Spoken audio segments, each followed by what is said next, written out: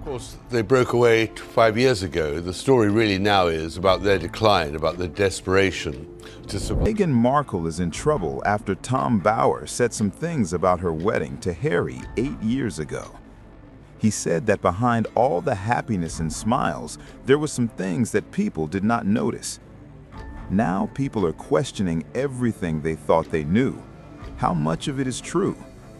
The royal wedding was not like weddings. The wedding between Harry and Meghan was a deal for the royal family in Britain. It was a moment when a bi-race American actress joined the royal family. People around the world watched with hope and excitement. The ceremony seemed to show progress and inclusion, but Tom Bower's book said it was not like that. He said the ceremony was the start of problems. The differences between Meghan's background and the royal family's expectations were already causing tension. Here are some things about the wedding. The first thing is about Meghan's father. Thomas Markle was supposed to walk his daughter down the aisle. He could not. A newspaper revealed that he had paid a photographer to take pictures of him. His daughter, Samantha, said it was her idea and that her father did it to show he was healthy. But it caused problems. Thomas said he would not attend the wedding because he was embarrassed. Then he changed his mind, said he wanted to walk Meghan down the aisle. But then he said he was in the hospital and could not travel. Thomas Markle had a heart attack 6 days before the wedding. Thomas later said he cried watching his daughter walk down the aisle on TV. He regretted not being able to walk her down the aisle. For years, photographers had taken pictures of Thomas doing things.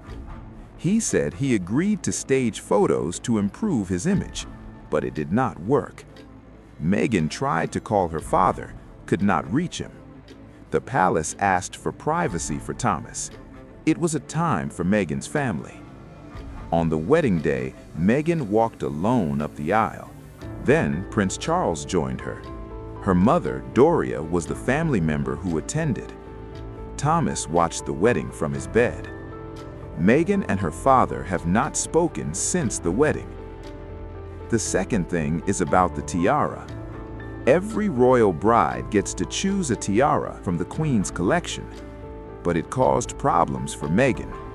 The Queen invited Meghan to try on tiaras, but when Meghan and Harry asked to practice with the tiara, the Queen's dresser said no.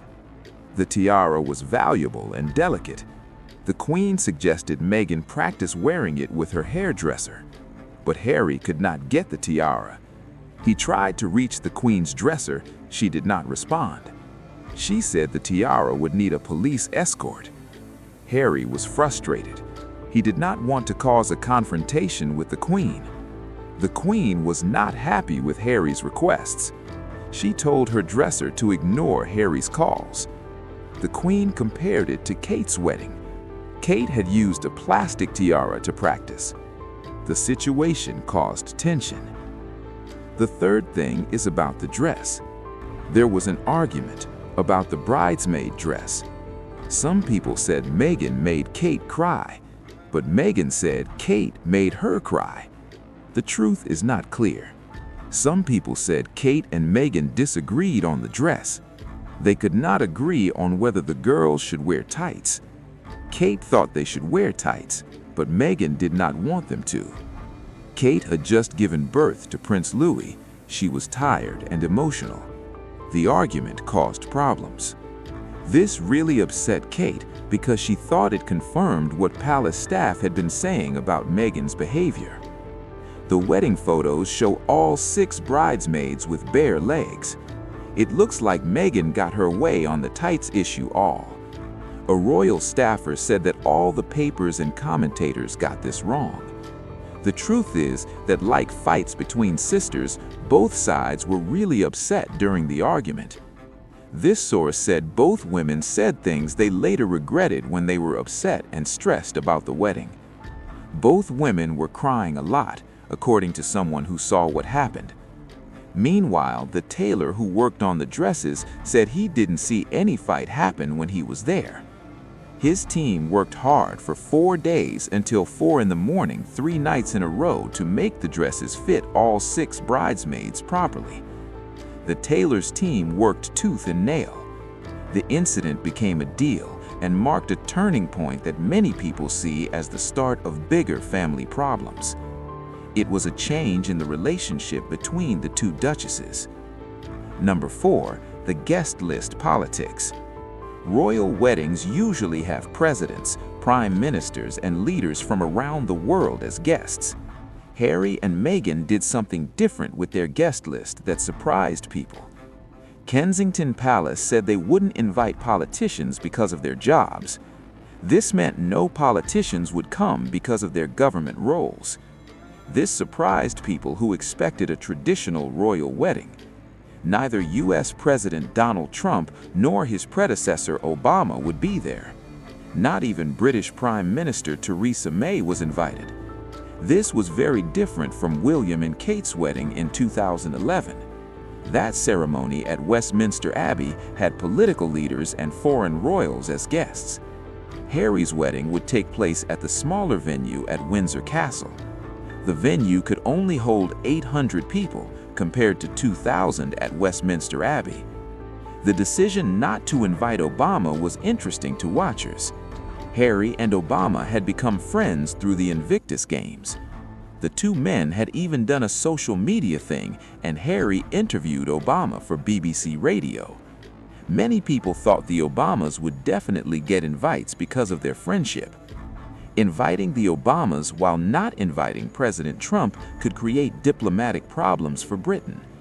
Sources say that royal officials were worried that snubbing Trump could create a crisis. The British government was consulted about this decision. Officials encouraged Harry to remove all politicians from the guest list to avoid any awkward situations.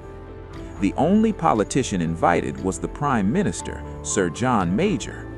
He had been a guardian on legal matters to Princes William and Harry after their mom, Princess Diana, died.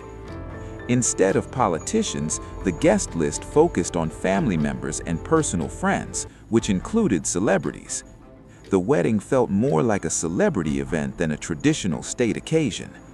This reflected Harry's position as 6th in line to the throne, meaning he was unlikely to become king and therefore had more flexibility in planning. Number 5, the sermon and cultural elements. The wedding ceremony had unusual choices that surprised traditional royal watchers. Bishop Michael Curry from Chicago delivered the sermon at the wedding ceremony. Prince Harry's maternal aunt, Lady Jane Fellows, read a scripture lesson from the Song of Solomon.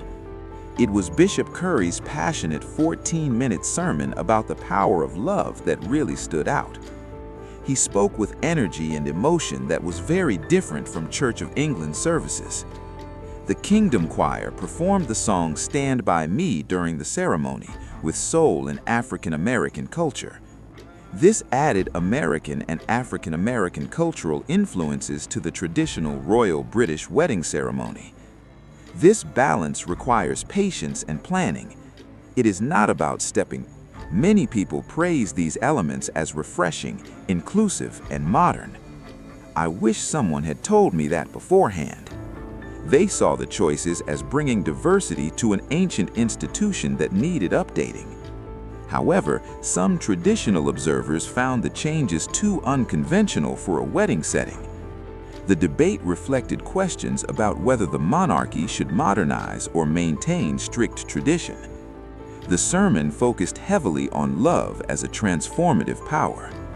The wedding became a symbol of changing times, the tension between old ways and new ways. Number 6, the cost and funding. The royal wedding came with a price tag that sparked public debate about royal spending. The total cost of the high-profile televised May wedding was £32 million. Figures showed that $1.5 million was spent by the Department for Culture, Media, and Sport. The bulk of the budget went to security costs for protecting the event. $30 million of the $32 million spent went to security measures. The royal family paid for the wedding ceremony itself and related expenses. They paid for the core aspects of the wedding. British taxpayers covered the enormous security bills for protecting the event. This public funding of security costs upset citizens. Some specific wedding expenses stood out as particularly lavish.